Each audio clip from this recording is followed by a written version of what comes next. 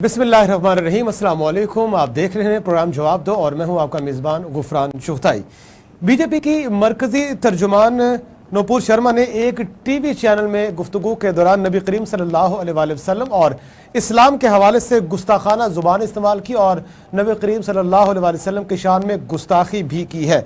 BJP के तर्जुमान के इस गुस्ताखाना बयान पर भारत और बैरून मुल्क तमाम आलम इस्लाम में जहाँ जहाँ पर मुसलमान मौजूद हैं शदीद मजम्मत की गई है और गम गुस्से का भी इजहार किया गया है। पाकिस्तान में सदर मुमलिकत, वज़ीर आज़म, वज़ीर ख़ारजा, सियासी और समाजी रहनुमाओं के साथ पाक फौज ने भी इस पर शदीद रद्द अमल देते हुए ये कहा है कि बीजेपी को इसके खिलाफ न सिर्फ नोटिस लेना चाहिए बल्कि जो नूपुर शर्मा है उनके खिलाफ सख्त से सख्त तादीबी कार्रवाई भी की जानी चाहिए। इस्लामोफोबिया के हवाले से इससे पहले भी मुल्क में इस तरह की आवाज़ें उठती रही हैं और वज़ीर आज़म इमरान खान साहब जो साबिक वज़ीर आज़म थे उन्होंने आलमी सतह पर भी इस मसले को भरपूर तरीके से उजागर भी किया था और इस्लामोफोबिया का एक आलमी दिन भी अब मनाया जाएगा। उसके हवाले से बड़ी कामयाबी थी, लेकिन कभी गुस्ताखाना खाकों की बात होती है, कभी बयानात की बात होती है और कभी इस तरह के इश्तियाल अंगेज बयानात के ज़रिए से मुसलमानों के जज्बात को भड़काया जा सकता है। इसकी वजूहात क्या है, रूट कॉज क्या है और क्यों इस तरह के वाक़यात आए दिन हम मुसलमानों के जो मजहबी जज्बात हैं उनको ठेस पहुँचाने के लिए रुनुमा होते हैं। इस पर बात करने के लिए मेरे साथ स्टूडियो में मौजूद हैं टेलीफोन लाइन पर डॉक्टर फारूक हसनाद साहब, माहिर बैनुल-अक़वामी उमूर के। डॉक्टर साहब बहुत शुक्रिया, आपने वक्त दिया। सर ये बताइएगा कि क्या सदबाब है, हमारे पास ओआईसी का प्लेटफॉर्म मौजूद है, अक़वाम मुत्तहिदा मौजूद है, इससे पहले भी मौजूदा हुकूमत ने बड़ी सख्ती से बात की है, पहली हुकूमतें भी इस पर बात करती थी, ख़ासतौर पर पीटीआई के जो चेयरमैन इमरान खान साहब उन्होंने बबांग दोहल इस पर इसका मुकदमा लड़ा भी और कामयाबी भी हासिल हुई, लेकिन इसके बावजूद ये वाक़यात थमने में नहीं आ रहे। अब जो नूपुर शर्मा है जो तर्जुमान भी हैं, अगरचे उन्हें उनकी रुकनीत उनकी मुअत्तल की गई है और उस हवाले से बीजेपी ने कुछ एक्शन भी लिया है, क्या ये काफ़ी है? इसके रूट कॉज की तरफ ज़रा बताइएगा कि किस तरह से एड्रेस किया जा सकता है ताकि ऐसे वाक़यात रोनमा ही ना हो सके। जी, इसके देखिए रूट कॉज की आपने बात की। एक तो ये है डिलीवरी सिस्टम, यानी कि अब डिलीवरी बहुत आसान हो गया है। जो भी जिसके मुंह में आता है, जिसके जहन में कोई भी गंदा ख्याल है, अच्छा ख्याल है, उसको वो डिलीवर आसानी से कर लेता है, सोशल मीडिया पे कर लेता है। बेशुमार टेलीविजन प्राइवेट स्टेशंस हैं, उनके ऊपर वो बात कर लेते हैं। तो लेकिन ये तो एक पहले इस तरह नहीं होता था, पहले इतनी ज़्यादा कनेक्टिविटी नहीं होती थी दुनिया में एक दूसरे के साथ कम्युनिकेशन में, अब है, इसलिए हमें पता चल जाता है। एक तो ये है।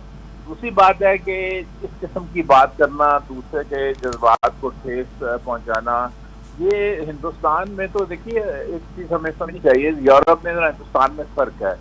यूरोप में तो एक आधा उनका आदमी है, उसको हम जानते भी हैं, वो कभी खाके बना देता था, कभी कुछ करता था और फिर उसको कत्ल भी कर दिया गया। वो तो 9/11 का एक रिएक्शन था जिसके जरिए हो रहा था। हिंदुस्तान में एक बिल्कुल हिंदू फैशिस्ट हुकूमत, आइडियलॉग जिनको हम कहते हैं, उनकी हुकूमत वहाँ पे आई हुई है और वो चाहे वो अपनी ज़बान से इस किस्म के अल्फाज तो वो नहीं कह सकते, लेकिन उनके जो जमात के लोग हैं यानी बीजेपी के लोग हैं वो इस किस्म की बातें करते रहते हैं।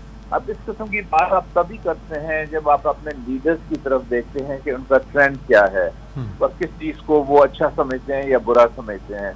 तो इसकी सिर्फ ये कह देना कि ये बीजेपी का एक कोई औहदेदार था, उसने ये बात कर दी, वो काफ़ी नहीं है। ये जिम्मेवारी पहुंचती है जो कि बीजेपी की लीडरशिप है, यानी कि जो नरेंद्र मोदी है और उसके जो साथी हैं उनकी तरफ से। दूसरी बात ये है कि हिंदुस्तान में भी इतने ही मुसलमान हैं जितने पाकिस्तान में हैं, लेकिन वो बेचारे बहुत दबे हुए हैं और वो आवाज़ उठाते भी हैं लेकिन उनमें कोई ख़ास असर नहीं होता। अब बात रही जो गल्फ के ममालिक हैं, ख़ास तौर पे वहाँ पे बेशुमार लाखों की तादाद में हिंदुस्तानी वहाँ पे काम करते हैं और वहाँ से वो पैसे कमा के अपने मुल्क में भेजते हैं। उनका प्रेशर जो है गल्फ के ममालिक का वो यकीनन ज़्यादा है। पाकिस्तान ने तो किया, हमारे जो फॉरेन मिनिस्टर है वो तो पता नहीं बाहर के किसी मुल्कों में सैर कर रहे हैं पिछले 2 महीनों से। 4 दिन के बाद उन्होंने एक खुशनुमा सा बयान दिया। हमारी वज़ारत ख़ारजा ने भी कोई ऐसा ख़ास बयान नहीं दिया, वज़ीर आज़म ने भी नहीं दिया। تو اس لیے پاکستان کی طرف سے تو اس دفعہ بہت ہی کمزور رسپانس آیا ہے. اچھا ڈاکٹر صاحب، جن اسلامی برادر ممالک کی آپ بات کر رہے ہیں وہاں پر تو سعودی عرب میں اور باقی جتنے بھی ممالک ہیں وہاں پر تو اچھا خاصا رد عمل آیا، اور اطلاعات یہ بھی آ رہی ہیں کہ وہاں کی عوام نے یہ فیصلہ کیا کہ بھارتی مصنوعات کا بائیکاٹ کیا جائے گا، اور انہوں نے اس بائیکاٹ کے اوپر عمل کرنا بھی شروع کر دیا. آپ کیا سمجھتے ہیں کہ یہ جو برادر اسلامی ممالک ہے اس سے پہلے ان معاملات پر ان کا رد عمل انتہائی کم ہوتا تھا؟ آپ کہہ رہے ہیں کہ اس دفعہ پاکستان میں کم ہے، لیکن جتنے بھی دوسرے ممالک خلیجی ممالک ہیں وہاں تو رد عمل بہت زیادہ ہے. کیا یہ ایک تبدیلی ہے اور شاید اسی پریشر میں جو نوپور شرما ان کو معطل بھی کیا گیا ان کی رکنیت کو؟ جی دیکھیے، پریشر پاکستان کی طرف سے اس لیے بھی نہیں آ سکتا کہ یہ حکومت تو امریکہ لایا ہوا ہے، وہ تو امریکہ کو ناراض نہیں کریں گے، ہندوستان کو ناراض کر کے چلیے وہ تو ایک طرف ہم چیز رکھتے ہیں. اب جو آپ نے یہ ہم نے بات کی جو مسلمان ممالک ہیں، دیکھیے مسلمان ممالک کی ہم جب بات کرتے ہیں ان کو آپ دو حصوں میں آسانی سے تقسیم کر سکتے ہیں. ایک ان کے جو حکمران ہیں، دوسرے جو عوام ہے.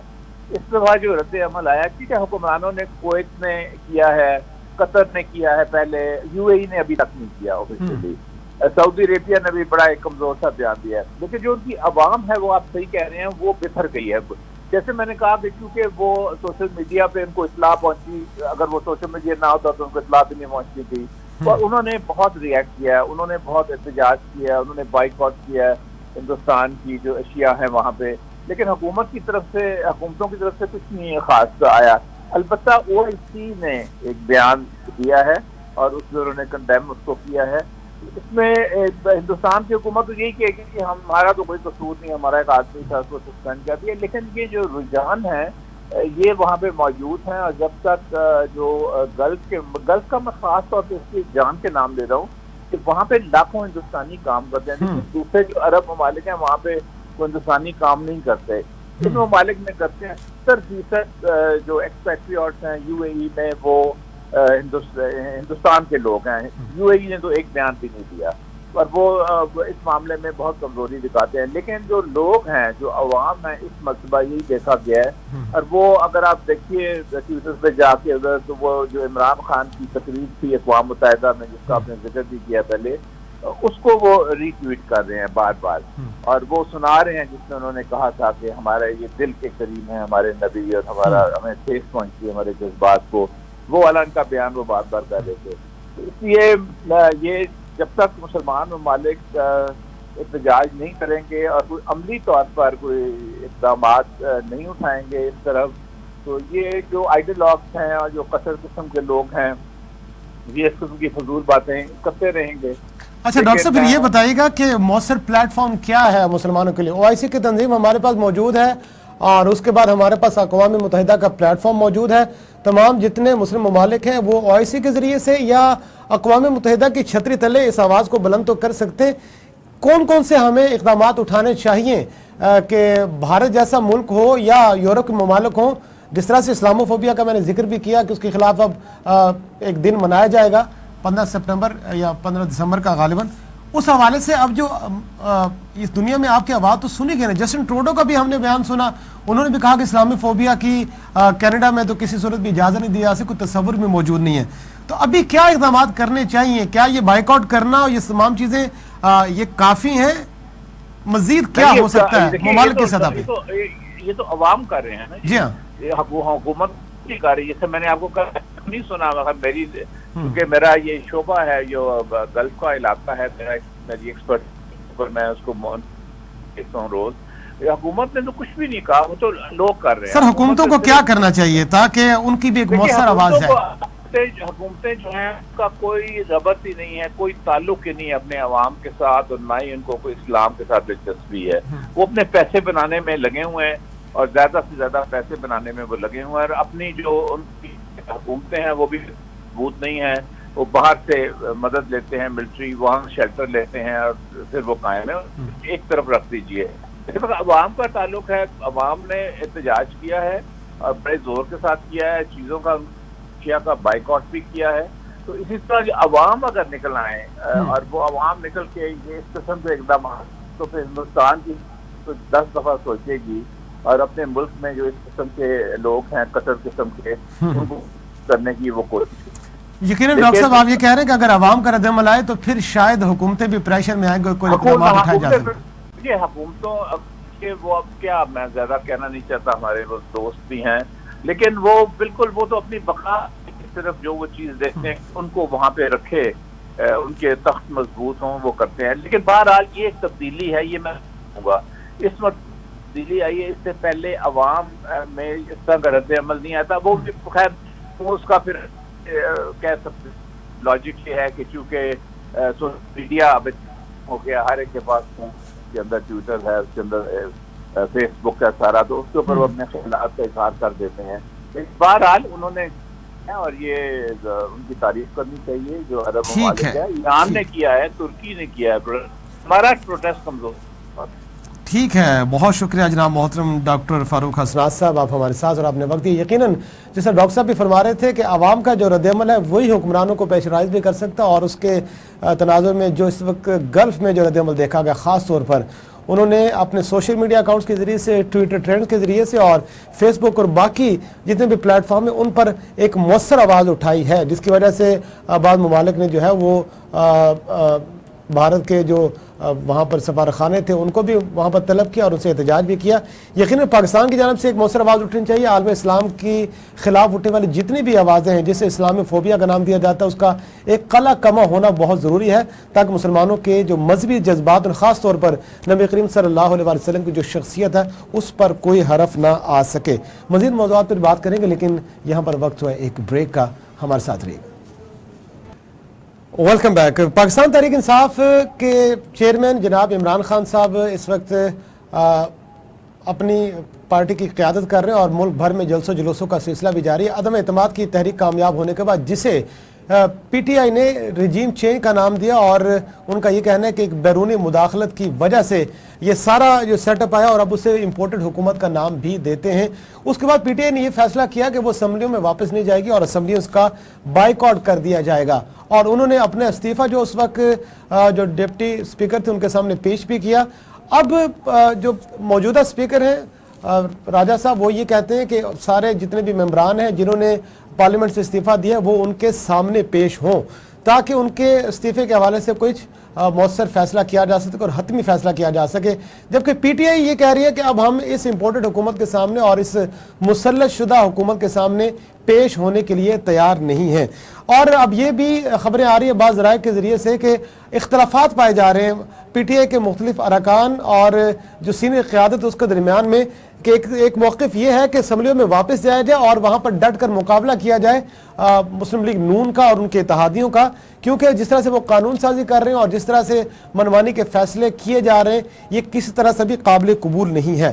ان خبروں میں کتنی صداقت ہے اور ساتھ ساتھ پی ٹی آئی کا آگے کا لاہ عمل کیا ہوگا, بجٹ بھی پیش ہونے والے, اس پر بات کرنے کے لیے آج میرے ساتھ ٹیلی فون لائن پر اسٹوڈیو میں موجود ہیں فاطمہ چدر صاحبہ, رہنما پی ٹی آئی کی سینئر قیادت سے ان کا تعلق ہے. بہت شکریہ میڈم, آپ نے وقت دیا.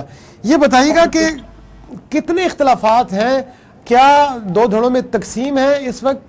ایک دھڑا یہ چاہتا ہے کہ دوبارہ سے پارلیمنٹ میں جایا جائے, یہ بھی ایک اصولی موقف ہے تاکہ جو قانون سازی کی جا رہی ہے اس کا راستہ روکا جا سکے جمہوری طریقے سے, اور دوسری جانب جو موقف یہ ہے کہ ہم ان کے سامنے پیش نہیں آئیں گے. اصل صورتحال کیا ہے, ذرا آگاہ کیجیے گا. بسم اللہ الرحمن الرحیم. سب سے پہلے تو تھینک یو ویری مچ, آپ نے موقع دیا کہ میں بات کر سکوں. میں یہ جو بات آپ نے کی ہے کہ ہمارے جو ارکان اسمبلی ہیں ان میں اختلاف پایا جاتا ہے, یہ صرف میں نے ابھی آپ سے سنا ہے, ایسی کوئی بات نہیں ہے. ابھی آج بھی کور کمیٹی کے اجلاس میں یہ بات ڈسکس ہوئی ہے کہ یہ چاہ رہے ہیں کہ جی اسپیکر صاحب نے کہا جی آئیں اسمبلی میں آ کے بات کریں. تو ڈیفینیٹلی اگر اسمبلی میں واپس جاتے ہیں تو جو ایک موقف ہے کہ یہ امپورٹڈ حکومت ہے ہمارا, جو وہ موقف ہی دفن ہو جاتا ہے, کیونکہ یہ جو امپورٹڈ حکومت ہم پہ مسلط کی گئی ہم اس کو مانتے نہیں ہیں. تو اگر ہم دوبارہ اسمبلیوں میں جاتے ہیں تو اس کا مطلب ہے کہ ہم نے ان کو مان لیا ہے. تو یہ تو بات یہیں پہ رد ہوتی ہے کہ یہ ایک ان کا بنایا ہوا پروپوگنڈا ہے اور ایجنڈا ہے, جس سے کیونکہ ان کے پاس اب کوئی اور بات نہیں ہوتی تو پھر یہ اس طرح کی باتیں کرتے ہیں جو بے معنی اور بے فضول ہیں. کیونکہ ہمارا ایک ہی موقف ہے کہ یہ جو امپورٹڈ حکومت ہم پہ مسلط کی گئی ہے اس کو گھر بھجوایا جائے اور فوری طور پہ الیکشن کروایا جائے. ہمارا اسمبلیوں میں جانے کا کوئی نہ پہلے پروگرام تھا, نہ چیئرمین صاحب کا ابھی کوئی پروگرام ہے. اچھا میڈم، اس سے پہلے جو مسلم لیگ قاف کے ہیں جناب اسپیکر پنجاب اسمبلی پرویز الہی صاحب، انہوں نے بھی یہ مشورہ دیا تھا، اور شاہ محمود قریشی صاحب جب ان کی ملاقات ہوئی تھی تو انہوں نے یہ کہا تھا کہ اسمبلیوں سے ریزائن نہ کیا جائے بلکہ وہاں رہ کے مقابلہ کیا جائے، جس پر چیئرمین صاحب، وائس چیئرمین صاحب نے یہ کہا تھا کہ میں یہ پیغام لے کے بھی جاؤں گا. یہ بحث اس کے بعد ہی چھڑی ہے. تو ابھی آپ کہہ رہی ہیں کہ اس میں کوئی اختلافات موجود ہیں، اور یقیناً آپ کے سینئر قیادت کی جانب سے یہ موقف میڈیا میں آ بھی رہا ہے کہ اس امپورٹنٹ حکومت کے سامنے پیش نہیں ہوں گے. تو پھر راستہ کیسے روکا جائے گا؟ وہ تو ترمیم کر رہے ہیں مختلف قوانین میں، انہوں نے نیب کے قانون میں بھی ترمیم کی ہے، الیکشن کمیشن کے حوالے سے تعیناتیاں بھی کی ہیں. پھر آپ کی ہی پارٹی کے راجہ ریاض صاحب وہاں پر موجود تھے، وہ اب اپوزیشن لیڈر بن کے وہاں بیٹھ گئے. تو اس طرح سے بہت سارا نقصان تو ہوگا نا پاکستان تحریک انصاف کو، اگر وہ باہر رہ کے یہ فیصلے کرے گی اور آپ کے لوگ جو اصل میں ان کا حصہ ہیں، جنہوں نے جو آپ سے منحرف ہیں، وہ ان کی مدد کر رہے ہیں. ریاض صاحب اگر ہمارے ہوتے تو وہ ہمارے ساتھ ہوتے، ٹھیک ہے. وہ اگر ہمارے ساتھ نہیں ہیں تو اس کا مطلب ہے وہ ان کے بندے ہیں، وہ جو بھی مرضی کریں. دیکھیں یہ جو جتنے بھی فیصلے ہو رہے ہیں، میرا خیال ہے کہ اداروں کو سب نظر آ رہا ہے کہ یہ اپنی مرضی کا ہمیشہ میچ فکس کرتے ہیں، اپنی مرضی کے امپائر لا کے. تو یہ نواز شریف کی اور ان کی پارٹی کی پرانی عادت ہے، ٹھیک ہے، اور شہباز شریف کی. تو یہ ابھی ویسے کریں، میرا خیال ہے کہ یہ فیصلے انڈو ہونے چاہیے اور فیوچر میں یہ ہوں گے. جو یہ چاہ رہے ہیں وہ نہیں ہوگا، کیونکہ دیکھیں ہر چیز کا ایک اینڈ ہوتا ہے. اور جس جگہ پہ عوام کو انہوں نے پہنچا دیا ہے، جس جگہ پہ مہنگائی کو انہوں نے پہنچا دیا ہے کہ غریب آدمی جو ہے، بلکہ اب تو میں کہتی ہوں جو کھاتا پیتا گھرانہ ہے وہ بھی 10 دفعہ سوچتا ہے کہ میں باہر نکلوں کہ نہ نکلوں، کوئی گاڑی لے کے کنوینس لے کے، کیونکہ جتنا پیٹرول مہنگا ہو گیا ہے. جتنی آج میں شیخ رشید صاحب کا پروگرام دیکھ رہی تھی کہ لوگ برگر کے لفافے لے کے بھاگ رہے ہیں اور برگر کی دکانوں سے. مطلب یہ نہ ہو کہ کسی وقت یہ سری لنکن والا حساب آ جائے کہ لوگ ایوانوں پہ چڑھ دوڑیں، جتنی مہنگائی انہوں نے کر دی ہے. یہ مطلب کیا چاہ رہے ہیں کہ عوام جو مہنگائی کی آلریڈی ستائی ہوئی ہے اور پیٹرول مہنگا ہو رہا ہے، چیزیں اتنی بے دردی سے مہنگی ہو رہی ہیں، اپنی مرضی کی لیجسلیشن کر کے، اپنی مرضی کے امپائر فکس کر کے. تو یہ عوام کو تو دیکھیں پہلے جو انہوں نے کر لیا، اب عوام اویئر ہو چکی ہے اور ان کے جو بھی عزائم ہیں ان سے ساری دنیا واقف ہے، پوری دنیا واقف ہے. اور پاکستانی عوام تو بہت زیادہ اویئر ہو چکی ہے کہ یہ انہوں نے پہلے ہمارے ساتھ کیا کیا ہے اور آگے یہ کیا کرنا چاہ رہے ہیں. تو میرا نہیں خیال کہ یہ جو یہ کرنے جا رہے ہیں یہ یہاں تک پہنچ سکیں گے. انشاءاللہ ان کو منہ کھانی پڑے گی. اچھا میڈم یہ بتائیے گا، ایک اور سوال بھی بڑا اہم ہے کہ پاکستان تحریک انصاف کے جو چیئرمین ہیں جناب عمران خان صاحب، سابق وزیر اعظم، بار بار یہ کہا جا رہا ہے کہ ان کی جان کو خطرہ ہے، لیکن دوسری جانب جلسوں جلوسوں کا سلسلہ بھی جاری ہے. ابھی وہ بنی گالہ میں ہیں اور یہ کہا جا رہا ہے کہ ایک نیا لائحہ عمل بھی سامنے آئے گا، اور ساتھ ساتھ یہ بات کی جا رہی ہے کہ بجٹ کا انتظار ہے. اس سے پہلے 6 دن کا وقت دیا گیا اور وہ وقت ختم بھی ہوا، لانگ مارچ آپ نے کیا، پھر اگلی تاریخ دی. آگے کا کیا لائحہ عمل ہوگا؟ یہ بجٹ کا انتظار کرنے کی اسٹریٹجی ہے، تحریک انصاف بھی اس پر غور کر رہی ہے، اور حکومت تو یقیناً یہ چاہتی ہے کہ وہ اپنا جو 1 سے 1.25 سال کا وقت ہے وہ ضرور پورا کرے. کیا اس سے جو ٹائم گین ہو رہا ہے اس سے نقصان ہوگا، تحریک کو فائدہ ہوگا؟ کیا آپ کے حلقوں میں کیا بات ہے؟ دیکھیں ہمارا جو ورکر ہے وہ چارج ہے. ہمیں یہ اگر کوئی یہ سمجھتا ہے یہ پروپیگنڈا بنانے کی کوشش کرتے ہیں جی ٹائم گین کر رہے ہیں یا اس سے کوئی ہماری تحریک کو فرق پڑے گا، ہماری تحریک کو کوئی فرق نہیں پڑے گا. دیکھیں ہمارا ووٹر سپورٹر جو ہے وہ ہمارے ساتھ ہے. دوسرا میں یہ کہنا چاہوں گی کہ ایک خاموش طبقہ جو گھر میں بیٹھا ہوا تھا یہ سب کچھ دیکھ رہا تھا. جب یہ رجیم چینج ہوئی ہے، اب تو دیکھیں نا پوری دنیا میں بتا دیا گیا ہے، امریکہ کے لوگوں نے خود بتا دیا یہ بات. اب تو یہ کہیں یہ ڈھکی چھپی بات نہیں ہے کہ یہ کس مقصد کے لیے چیئرمین عمران خان کو ہٹایا گیا. اور قوم کو پتا ہے کہ جو مرضی ہو یہ بندہ اپنے ملک کے ساتھ غداری نہیں کرے گا، یہ چور نہیں ہے، اس کا مرنا جینا اس ملک کے لیے اور اس ملک کی عوام کے لیے.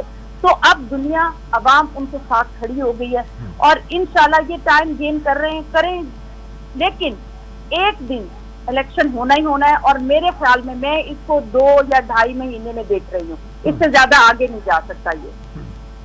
اچھا آخر میں میڈم یہ بتائیے گا کہ آگے جو सुना कि पंजाब में भी कोई दोबारा जलसों का शेड्यूल इमरान खान साहब देने वाले सवाल से क्या तफसीलात हैं? दोबारा से आवाम के बीच में जाया जाएगा? खैबर पख्तूनख्वा में बहुत बड़े बड़े जलसे किए और आवाम ने जो है वो आपके मौक़िफ़ की तायद भी की।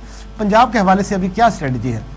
देखिए, हमने सिर्फ खैबर पख्तूनख्वा में जलसे नहीं किए, हमने पूरे पाकिस्तान में जलसे किए हैं। कराची में सबसे पहला हिस्ट्री का सबसे बड़ा जलसा हुआ। मैं रिसेंट पास्ट की बात कर रहा हूँ, जब उनकी गिरफ्तारी के हवाले से बातें हो रही थी तो खान साहब खैबर पख्तूनख्वा में ही मौजूद थे।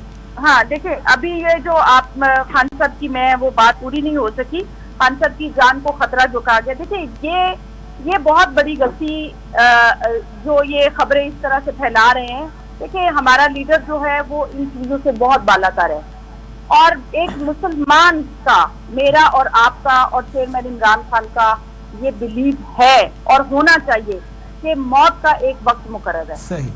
अल्लाह ताला ने जब जहां जिसकी लिखी है वो इन चीजों से, वो जिसका नाम इमरान खान है वो इन चीजों से बहुत बालातर है। जिंदगी और मौत अल्लाह ताला के हाथ में। इन जैसे गिदड़ों ने क्या उनको पकड़ना है और उनको क्या करना है, और अवाम उनके साथ खड़ी है। उनकी एक कॉल पे वो वहां बनी गाला बैठ के एक बात करते हैं कि आप निकलो। आप देखो, ना सिर्फ पूरे पाकिस्तान में बल्कि पूरी दुनिया में लोग निकलते हैं। तो इनकी तो क्रेडिबिलिटी नहीं, कोई बात इनको तो करनी नहीं चाहिए। इनको शर्म आनी चाहिए इस तरह की फजूल बातें करते हुए।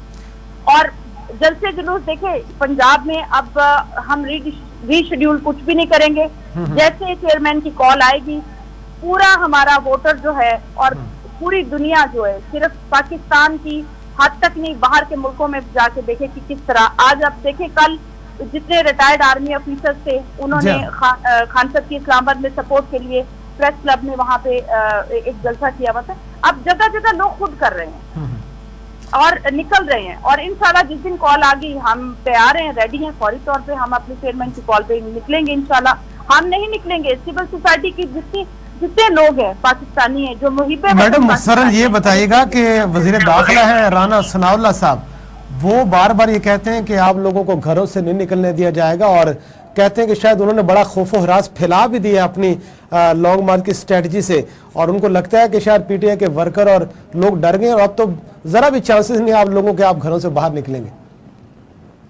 अच्छा, तो हम बनी गाला डी चौक पहुंचे थे, ठीक है, हम बनी गाला भी पहुंचे थे, फिर डी चौक भी पहुंचे थे, और क्या राना सनाउल्लाह ने कर दिया। दूसरी बात ये है कि हम लोग ना तो पीने वाले नान पे आते हैं, तो ना ही हम किसी से पैसे लेके आते हैं, ठीक है। हम अपने घरों से अपना पैसा लगा के सपोर्ट करते हैं अपने चेयरमैन को, क्योंकि हम मुहिब्बे वतन लोग हैं, हमारा मरना जीना इस मुल्क में है और हमें पता है कि हमारा लीडर भी मुहिब्बे वतन है। तो वो हमें ना डराए, और वो हम ना तो नून लीग के कोई बंदे हैं जो किराए पे लेके आते हैं बंदे, या गवर्नमेंट के ऑफिसर्स उठा के ले आते हैं। हमारे लोग खुद से निकलते हैं, ना सिर्फ जो लोग वहां पे आए हुए थे उनकी हेल्प करते हैं, बल्कि उनको फैसिलिटेट भी करते हैं, ठीक है। रहनुमा निकलेंगे, लीडरान निकलेंगे, खातिन निकलेंगी, राना सनाउल्लाह कुछ भी कर ले उनका कोई वार भी कामयाब नहीं होगा इंशाल्लाह। पीटीआई का वर्कर, पीटीआई की क़यादत और जो सिविल सोसाइटी के मुहिब्बे वतन पाकिस्तानी है, जिस दिन चेयरमैन इमरान खान कॉल देंगे इंशाल्लाह सारे लोग वहां पे पहुंचेंगे। और राना सनाउल्लाह, तुमने पहले क्या कर लिया जो अब तुम करोगे किसी का कुछ।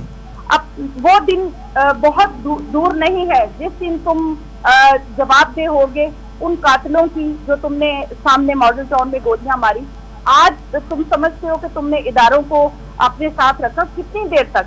इंशाल्लाह जो अल्लाह ताला की लाठी बहुत बेआवाज है और हम तुम्हारी गीदड़ बकरियों से डरने वाले नहीं हैं। ठीक है, अगर तुमने कोई इस किस्म की हरकत की भी तो हम तुम्हारा वो हशर करेंगे और वो इबरत तुम बनाएंगे, तुम्हारी नस्लें याद रखेंगी। ठीक है, बहुत शुक्रिया मोहतरमा, के साथ तुम्हारा पाला पड़ा है। ठीक है, बहुत शुक्रिया मोहतरमा फातिमा चदर साहिबा, पीटीआई की रहनुमा हमारे साथ मौजूद थी और उनका यही मानना है कि कुछ भी हो जाए, पीटीआई के जो वर्कर हैं, पीटीआई के साथ जो चलने वाले लोग हैं, उनकी जिनकी हमदर्दी हैं, जिस तरह वो पहले निकले थे, राना सनाउल्लाह सब कुछ भी कर लें, वो अगर इमरान खान कॉल देते हैं तो वो सर धड़ की बाजी लगाएंगे और उनकी कॉल पर इस्लामाबाद मार्च के लिए ज़रूर निकलेंगे और वहां पर पहुंचेंगे। लेकिन अब देखना यह है कि इमरान खान साहब की स्ट्रेटजी क्या होगी, क्योंकि जो पिछला लॉन्ग मार्च था उसमें भी उन्होंने कहा था कि तसादुम का खतरा है, इदारों से लड़ाई का खतरा है, इसलिए उसको मौखर करते हैं। अब आने वाले दिनों में बजट के बाद खासतौर पर यह कहा जा रहा है कि शायद कोई हिकमत अमली वाज़ेह होगी। तब तक हम भी देखते हैं कि पीटीआई के कारकुनान और पीटीआई के लीडरान क्या स्ट्रेटजी बनाते हैं ताकि उनका जो चार्ज क्राउड है वो बिल्कुल उसी तरह से उनके साथ मौजूद रहे और वो अपने मकासद में कामयाब हो सके। मजीद मामलात पर भी बात करेंगे। Chairman joint chief of staff committee general Nadeem रज़ा ने एक अहम बयान दिया है, कौमी जो हमारे तनसीबात हैं एटमी उनके हवाले से, उस पर भी बात करेंगे, लेकिन एक वक्फे के बाद हमारे साथ रहिएगा। Welcome back. Chairman joint chief of staff committee general Nadeem रज़ा ने कहा है कि कौमी स्ट्रेटजिक प्रोग्राम पर बेबुनियाद और गैर ज़रूरी तबसरों से हर सूरत पर गुरेज किया जाए। एक सेमिनार से खिताब करते हुए deputy chairman national command authority general Nadeem रज़ा ने यह भी कहा कि पाकिस्तान की जो न्यूक्लियर सलाहियत है वो मादरे वतन के दिफा और उसकी सालमियत की जामिन है। और न्यूक्लियर प्रोग्राम के हवाले से उन्होंने ये कहा कि अवाम और तमाम सियासी जमातों के कायदीन की हमायत इसको हासिल है और सिविल मिलिट्री क़यादत स्ट्रेटजिक प्रोग्राम के साथ सीसा पिलाई दीवार की तरह खड़ी है, लिहाजा इस पर किसी किस्म की गैर ज़रूरी बयानबाजी ना की जाए। ये मामला शुरू होता है जब सियासी रहनुमाओं की जानिब से ये बात की गई कि खुदा ना खास्ता अगर पाकिस्तान पर मुश्किल वक्त आता है तो फिर हमारे जो एटमी असासे हैं इनके ऊपर भी क्वेश्चन मार्क लग जाएगा और आलमी इस्तेमार जो है उनकी एक पहले से थ्योरी मौजूद है जो ये चाहते हैं कि पाकिस्तान को न्यूक्लियर हथियारों से पाक किया जाए और उनकी सलाहियत को छीन लिया जाए। और उस सूरत हाल की तरफ इशारा किया था साबिक वज़ीर-ए-आज़म इमरान खान साहब ने। आज जो इनका जो बयान आया नदीम रज़ा साहब का, इसके क्या इसको अगर देखा जाए कौमी सतह पर इसकी अहमियत क्या है और कितनी हसासियत है, इस पर बात करने के लिए आज मेरे साथ स्टूडियो में टेलीफोन लाइन पर मौजूद हैं दिफाई तजियाकार हैं ब्रिगेडियर रिटायर गजनफर साहब। बहुत शुक्रिया ब्रिगेडियर साहब, आपने वक्त दिया। सर ये बताइएगा कि नदीम रज़ा साहब को आज कहना पड़ गया कि गैर जरूरी बात ना की जाए, वो जब बहस इस पे शुरू हुई थी आप समझते हैं कि अब थम जाएगी? बहस आज तो नहीं शुरू हुई थी, बहस भी एक हफ्ते पहले तो नहीं शुरू हुई थी। पाकिस्तान के न्यूक्लियर प्रोग्राम पे तो वेस्ट की तरफ से बहुत सारे सवालात उठते रहे और प्रोपेगेंडा होता रहा। अब यहाँ तक प्रोपेगेंडा हुआ जहाँ पे अमेरिकन ने अखबारों में लिखा कि जी पाकिस्तान के न्यूक्लियर हथियार जो है वो दहशतगर्दों के हाथ कर जाएंगे, तालिबान के हाथ कर जाएंगे। अमेरिका का एक अखबार था वॉल स्ट्रीट जर्नल, उसमें 2015 में खबर चली कि bye Pakistan needs for $100 billion. तो ये वेस्ट की नजर तो पाकिस्तान के हथियारों पे हमेशा रही है और वो हमेशा इसको एक प्रोपेगेंडे के तौर पे दुनिया में पाकिस्तान को बदनाम करते रहे। आज जो जनरल नदीम रज़ा साहब ने कहा बिल्कुल ठीक कहा उन्होंने कहा कि इसके ऊपर किसी किस्म की गैर जरूरी बहस की जरूरत ही नहीं है। न्यूक्लियर कैपेबिलिटी, न्यूक्लियर कोई गोली तो नहीं है ना, कोई आम से हथियार की गोली तो नहीं है। इसके बड़े कैटास्ट्रोफिक इफेक्ट होते हैं और पाकिस्तान ने अगर ये कैपेबिलिटी हासिल की थी तो आपको याद है कि जब ईस्ट पाकिस्तान से गया और वहाँ पे हमारे सिक्योरिटी को खतरा था तो उससे जुल्फ़िकार अली भुट्टो ने फैसला किया कि हमने न्यूक्लियर बॉम्ब बनाना है। अमेरिकन ने उससे भी बड़ा प्रेशराइज किया था जुल्फ़िकार अली भुट्टो को और इंडिया किसिंगर ने थ्रेट किया था भुट्टो के जी आप बनाएंगे तो हम आपको टीच यू अ लेसन, लेकिन भुट्टो ने वो चीज़ एक्सेप्ट की। उसके बाद तमाम पार्टीज, जितनी पार्टीज पाकिस्तान की हैं पॉलिटिकल पार्टी, सब उसके ऊपर पाकिस्तान ने इंडिया की वजह से, इंडिया ने चूंकि धमाका किया तो पाकिस्तान को भी अपनी कैपेबिलिटी को जाहिर करना था। उससे तमाम पार्टियां और आपकी जितनी भी सियासी और फौजी क़यादत है वो सब एक पेज पे खड़े थे, वो सब ये कह रहे थे कि हाजी धमाका होना चाहिए। अब वो हो गया, पाकिस्तान के पास न्यूक्लियर कैपेबिलिटी आ गई अल्हम्दुलिल्लाह। पाकिस्तान ने उसके बाद उसको प्रोटेक्ट करने के लिए नेशनल कमांड अथॉरिटी बनाई, उसके बाद नेस्कॉम बनाया और पाकिस्तान के जो हथियार है उनकी प्रोटेक्शन का जो एग्जाम्पल है, जो मिसाल है कि जिस तरह आपने सिस्टम में दुनिया में दी जाती है और अल्हम्दुलिल्लाह पाकिस्तान में कोई न्यूक्लियर लीक नहीं हुई। अगर आप अपने मुल्क पड़ोसी मुल्क भारत में देखें तो वहाँ तो उनका एक चेयरमैन था एटॉमिक एनर्जी कमीशन, उसका जो पीए था वो वहाँ से राज चुरा के भाग गया था। फिर अभी यूरेनियम वहाँ पे बाजार में बिकता हुआ पकड़ा गया और यूरेनियम चोरी के बेताशा केसेस जो इंडिया में रिपोर्ट हुए। तो ये चीजें हैं, इसके ऊपर क्योंकि कैपेबिलिटी है तो ये बिल्कुल नदीम ने ठीक कहा कि इसके ऊपर गैर जरूरी बयानात भी नहीं देने चाहिए और उसको डिस्कशन पॉइंट नहीं बनाना चाहिए, इसको किसी बहस का जरिया नहीं बनाना चाहिए और इसके ऊपर गैर जरूरी तबसरे भी नहीं करने चाहिए, इसके ऊपर गैर जरूरी बयानात भी नहीं देने चाहिए। एक कैपेबिलिटी है الحمدللہ وہ پاکستان کے پاس موجود ہے، اور پاکستان کی سیکیورٹی کی بالکل الٹی کہا کہ یہ کیپیبلٹی جو ہے پاکستان کی سیکیورٹی کی ضامن ہے، اور اس کے حساب سے اگر اس کے اوپر کوئی آپ کے بہت سارے لوگ آپ کے ملک کے اندر بہت سارے ایسے لوگ ہیں، بہت سارے انٹلیکچوئل ایسے، آپ کو بہت سارے یہ جو ٹی وی پہ بیٹھ کے تبصرے کر بہت سارے ایسے لوگ ہیں جو بارہا پاکستان کی نیوکلیئر کیپیبلٹی میں سوال اٹھاتے ہیں، تو ایک بڑا ارسپانسبل ایٹیٹیوڈ ہے. اس کے اوپر کوئی ایسی بات نہیں ہونی چاہیے جس سے اس کے اوپر دنیا تبصرہ کرے اس چیز کے اوپر. اور جو ندیم رضا صاحب کا بیان ہے، جنرل صاحب کا جو بیان ہے، وہ اس کو اس کے صحیح کانٹیکسٹ میں آپ دیکھیں گے تو وہ 100% ٹرو ہے کہ پاکستان کے نیوکلیئر ایسٹ پہ غیر ضروری بات چیت سے گریز کرنا چاہیے. اچھا بریگیڈیئر صاحب، آپ نے جیسے کہا کہ بحث آج کی نہیں ہے، یہ تو بہت پرانی بحث ہے، لیکن ابھی جو تازہ اس میں جو دم خم آیا وہ تو عمران خان صاحب کے بیانات سے ہی آیا. تو آپ کیا سمجھتے ہیں کہ عمران خان صاحب نے غیر ضروری بحث کو چھیڑا جس کے بعد سے یہ ساری صورتحال پیدا ہوئی اور بھانت کی بولیاں اس پر بولی جانے لگی؟ عمران خان نے کوئی ایسی بات نہیں کہی. آپ اس کو ایک چیز سے کیوں ریلیٹ کرتے ہیں؟ میں تو آپ کو انٹرنیشنل رہنا بتا رہا ہوں. آپ اس کو صرف ایک چیز سے ریلیٹ کریں گے وہ تو ٹھیک نہیں ہوگا نا. انٹرنیشنلی کیا خیالات ہیں دنیا میں؟ انڈیا کیا کہتا ہے ہمارے نیوکلیئر کیپیبلٹی کے بارے میں؟ روس کیا اپنا امریکہ کیا کہتا رہا؟ فرانس کیا کہتا رہا؟ تو یہ تو چیزیں کانسٹنٹ ڈسکشن رہی ہے نا. یا تو یہ ہے کہ اس سے پہلے کہہ دے کہ یہ بحث نہیں ہوئی تو پھر تو آپ کہیں گے کہ جی کوئی نیا بیان ہے. اور بھائی یہ چیزیں ہیں. پاکستان کے اندر انڈیا بلوچستان میں انٹرفیئر کر رہا ہے، بلوچستان میں دہشت گردی کر رہا ہے، بلوچستان میں دہشت گرد گروپوں کی مدد کر رہا ہے، بلوچستان میں Balochistan republic army, Balochistan national army, Harbiyar Marri, Brahamdagh Bugti, وہ انڈیا میں جا کے بیٹھے ہوئے ہیں. وہ اجیت کمار ڈیول سے ملتے ہیں. اجیت کمار ڈیول کہہ رہا ہے کہ میں پاکستان کے اندر دہشت گردی کروں گا اور جو گروپ دہشت گردی کر رہے ہیں ان کو پیسے دوں گا. تو انڈیا یہ تمام کام جو ہے پھول بانٹنے کے لیے کر رہا ہے. اس کا کیا مقصد ہے؟ اس کا کیا مقصد ہے بلوچستان کے اندر دہشت گردی کرنے کے لیے؟ صرف یہ کہ وہ آپ کو پتا ہے کہ یہ اسرائیل میں جو ہے بلوچستان کی ایک آزاد بلوچ ہے، اس نے حکومت بنائی ہوئی تھی ڈیفالٹ کے ذریعے. کانگریس میں، امریکن کانگریس میں بلوچستان کے بارے میں ایک کانفرنس ہوئی. تو ان تمام سازشوں کا کیا مطلب؟ تو کیا ہم اس سازش سے آنکھ بند کر لیں؟ ہم نہ کہیں کہ انڈیا پاکستان کو، بلوچستان کو پاکستان سے جدا کرنے کی کوشش کر رہا ہے. کیا ہم صرف آنکھیں بند کر کے بیٹھ جائیں، کان بند کر کے بیٹھ جائیں؟ بولے نا اس پہ.